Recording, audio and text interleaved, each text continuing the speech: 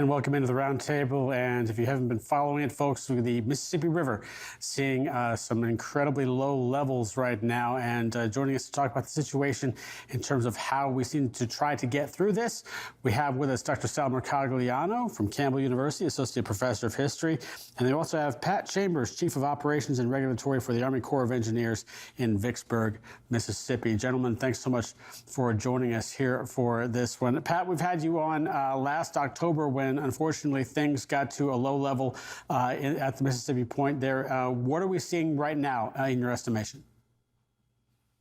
Thanks, Bill. Appreciate the invite to be on. What we're seeing this year is similar to last year, although it started about 3 months earlier. Starting in early June, where we started seeing extensive low water, and a lot of that is the dry conditions that we've seen over the last few years in the Northwest, and also in the Mississippi Valley region where we've had it. So we got pretty low water. We're pushing a couple of close, like in Memphis, we're looking at potentially getting to a new record low. Last year, our low was negative 10.8. 28 days today, we're at about a negative 9.5, and it looks like we're gonna, in 28 days with no more rain, we'll probably hit the negative 11-foot mark on the Memphis gauge. So extreme low water, a lot of dredging going on. We've got, just in the Mississippi Valley Division, we've got 22 dredge operations ongoing. We've got 15 of those dredges are on the Mississippi River, and then 7 are actively working this extensive low water. So, that's kind of an update on what we're looking at right now.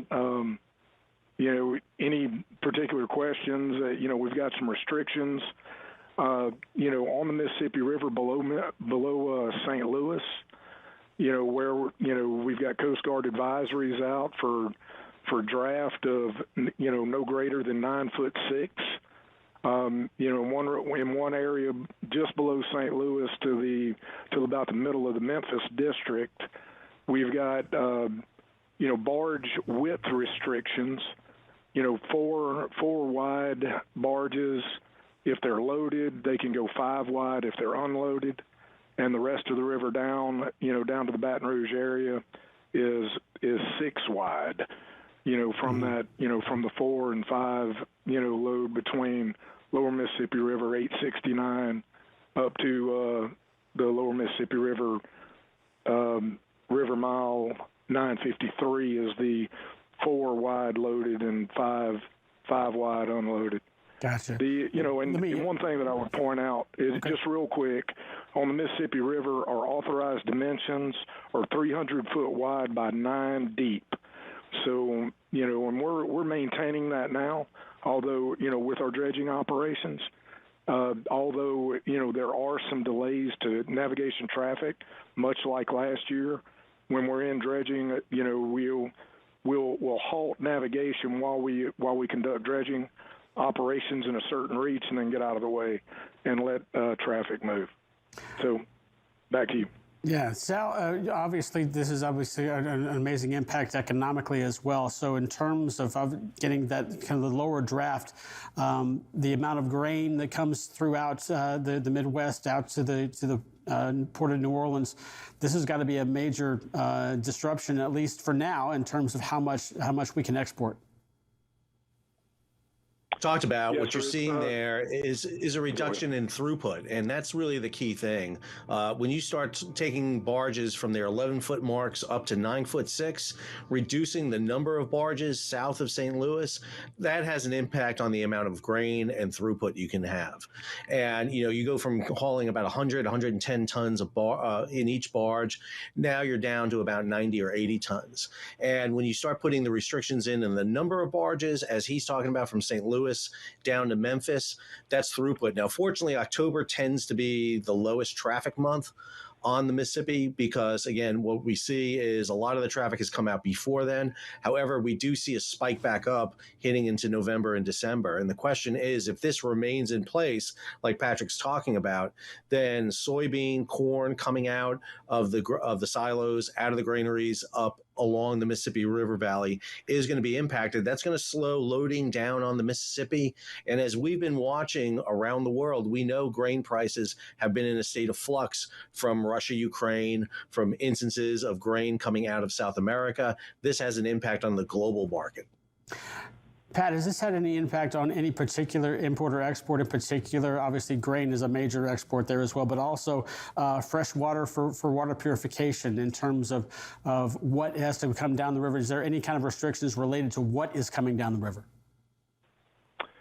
There's no restrictions for what's coming down the river, but, Dr. Sal points it out pretty well is, now that they're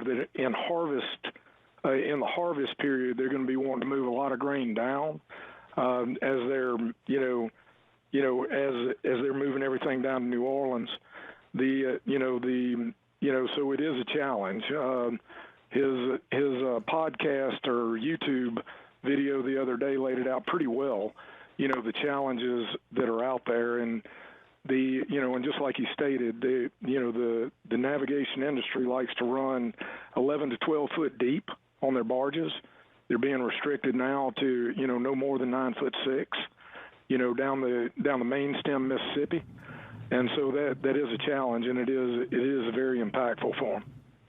Sal, looking at this particular problem, obviously other rivers in the past, I remember the Rhine last year over in Europe was severely depleted at that particular point. Any lessons that obviously can be implemented and hopefully we can get through this without too much, even though there's still forecasted for not much relief on the way?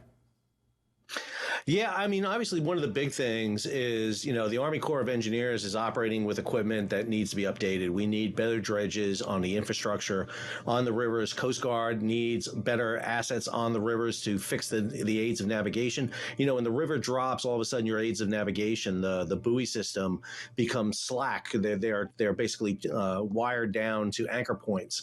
And so, we don't have enough assets on the river to really improve that flow. The other element you have here, it's really important to note, is this is a global system. We are competing on a global market for getting our grain out. And when Russia, Ukraine decrease their flow of grain, we need to be able to increase our flow of grain. But again, sometimes in the marketplace, sometimes we'll hold grain back to try to get a better price. And when the system begins to clog up like it's doing right now with the natural fall of the river, that creates a problem for us to get that grain out. And again, it has this global impact across the world. But I think in terms of infrastructure, we need better dredges, more dredges. I know the Army Corps of Engineers operating with equipment that hasn't been replaced in a long time. And that's the type of investment we need so that we can ensure that we have a good movement of goods down that section of the Mississippi where there's not locks and dams south of St. Louis.